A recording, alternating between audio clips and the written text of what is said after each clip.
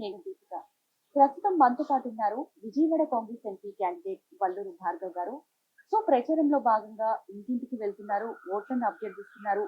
ప్రతి ఇంటికి వెళ్ళి, ప్రతి గడపకు కూడా వెళ్ళి వారి సమస్యలేంటో కూడా తెలుసుకుంటున్నారు. సో ఈ నేపథ్యంలో ప్రజల నుంచి స్పందన ఎలా ఉందో వారి మాటలను అడిగి తెలుసుకునే ప్రయత్నం చేద్దాం. నమస్తే సార్. నమస్కారం. సో సార్, ప్రచారంలో భాగంగా ఇంటింటికి వెళ్తున్నారు. సో ప్రచారం కూడా చివరి దశకు చేరుకుంది. సో ప్రజల నుంచి స్పందన ఏ విధంగా ఉంది? అనూహ్య స్పందన ఉందండి ప్రజల నుంచి. ప్రజలు రిసీవ్ చేసుకుంటున్నారు.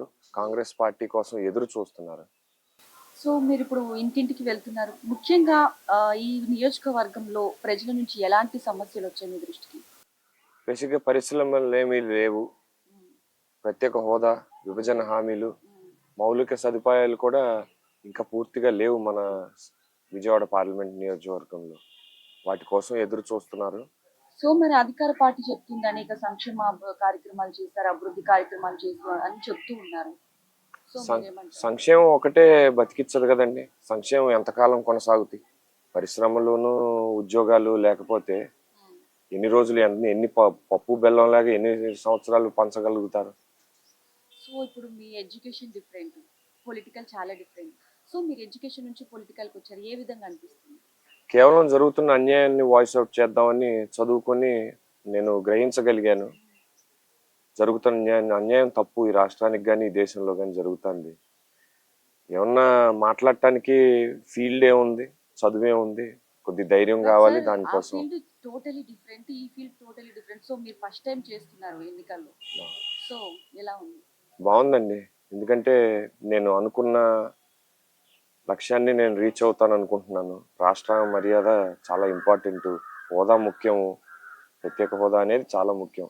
అది ఉంటే గానీ మనకు రాయితీలు, పరిశ్రమలు అవి రావు. సో ఒకవైపు వైసీపీ నుంచి ఎంపీ క్యాండిడేట్ గా కేసినేని నాని గారు ఉన్నారు, మరోవైపు టీడీపీ నుంచి కేసినేని చిన్ని గారు ఉన్నారు. సో వారు చాలా ఎక్స్పీరియన్స్ నాయకులు. మీరు ఇప్పుడు కొత్తగా వచ్చారు, మీరు వారిని ఎలా ఢీకొట్టగలరు? వారిని ఢీకొడదాం అనేది లక్ష్యం కాదు. మనకు కావాల్సింది ఏంటంటే ప్రాంత అభివృద్ధి. ఎట్టి పరిస్థితుల్లో మనకు కావాల్సింది, మన లక్ష్యం ఏంటో మనం ముందుకెళ్ళటమే. ఎవరితోనూ పోటీ లేదు, ఒకటే లక్ష్యము, ప్రాంత అభివృద్ధి అండి. సో మీరు ఆఫ్టర్ గెలిచిన తర్వాత ఇక్కడ నియోజకవర్గ ప్రజలకి ఎలాంటి అభివృద్ధి చేయాలనుకుంటున్నారు? తప్పకుండా బందర్ కాలువ, ఏలూరు కాలువ ఈ ఆధునీకరణ ఉన్నాయండి. డ్రైనేజ్ సిస్టమ్ మెరుగుపరచాల్సిన అవసరం ఉంది. రోడ్లు కూడా చాలా అధ్వానమైన పరిస్థితిలో ఉంది. ఎలాంటి అభివృద్ధికి ఈ 5 ఏళ్ళు ఏమి ఒక్క ఇటుక కూడా పెట్టిన దాఖలాలు లేవు. చాలా వెనక్కి వెళ్ళిపోయాము. అటు ఒక పక్కనేమో నిరుద్యోగ సమస్య పెరుగుతుంది, వలస వెళ్ళిపోతున్నారు. పరిశ్రమలు, స్కిల్ డెవలప్మెంట్ మీద ఫోకస్ చేయాలి. చాలా పని ఉందండి. సో మరి లోక్సభ ఎన్నికల్లో కాంగ్రెస్ ఏ ప్లేస్ లో చూడొచ్చు, ఎక్కడ చూడొచ్చు అంటారు? దేశం రాహుల్ గాంధీ గారి నాయకత్వాన్ని కోరుకుంటుంది. రాహుల్ గాంధీ గారు, ఆ గాంధీ కుటుంబం, కాంగ్రెస్ పార్టీ దేశానికి చేసిన సేవ, త్యాగం అందరూ గుర్తించారు. ఈ మోడీ పాలన అనేది క్లియర్గా అరాచక పాలన, మోసం, మెయిన్గా మోసం జరుగుతుంది. అది మారాలండి. సో మరి ఇప్పుడున్న అధికార పార్టీ ప్రతి గడపకు వెళ్తున్నారు. సో మరి జగన్ పరిపాలనపై మీరు ఏమంటారు? మీ కామెంట్స్ ఏంటి? సంక్షేమం ఒకటే ఎల్లకాలం రాష్ట్ర అభివృద్ధి జరగదండి. సంక్షేమం వల్ల రాష్ట్రము ఎల్లకాలం అభివృద్ధి జరగదు. మనకు పరిశ్రమలు కావాలా, మనకి యువత వారి కాళ్ళ మీద వాళ్ళు నిలబడి పనిచేసుకోగలిగిన రోజే ఆత్మగౌరవం కూడా ఉంటుంది, లేకపోతే కష్టం. సో ఒకవైపు కూటమి పార్టీ ఉంది, టీడీపీ కానీ, జనసేన, బీజేపీ, మరోవైపు వైసీపీ ఉంది. సో ఇంకోవైపు కాంగ్రెస్.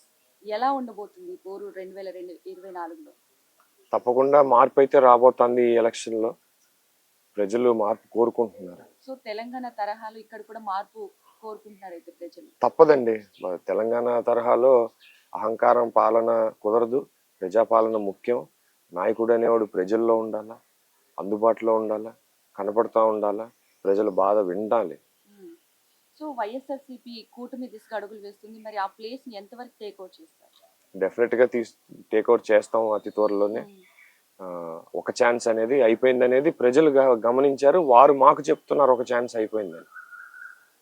సో సో ఫైనల్ గా మీరు మీ నియోజకవర్గ ప్రజలకు, మీ అభిమానులకు, మీ కార్యకర్తలకు మీరు ఇచ్చే భరోసా ఏంటి? ప్రజలందరికీ విజ్ఞప్తి ఏంటంటే, మీ అమూల్యమైన ఓటు ఈ మే 13న భయపడకుండా మీ మనస్సాక్షితో ఎవరికి వేద్దాం అనుకుంటున్నారో నిర్మోహటంగా మీ ఓటు మీరు దాఖలు చేయగలరు. భయపడేది ఏమీ లేదు. ఎవరు ఏమీ చేయలేరు. Thank you sir for your valuable time. I wish you all the best. Thank you. So చూస్తున్నాం కదా, భార్గవ్ గారు చెప్తున్నారు, ఇప్పుడు కూడా ఇక్కడ కూడా ఆంధ్రాలో కూడా తెలంగాణ ప్రజలు మార్పు కోరుకుంటున్నారు. సో తెలంగాణ తరహాలోనే ఇక్కడ కూడా మార్పు కావాలనుకుంటున్నారు, కాంగ్రెస్ అధికారంలోకి రావాలంటున్నారు అంటున్నారు.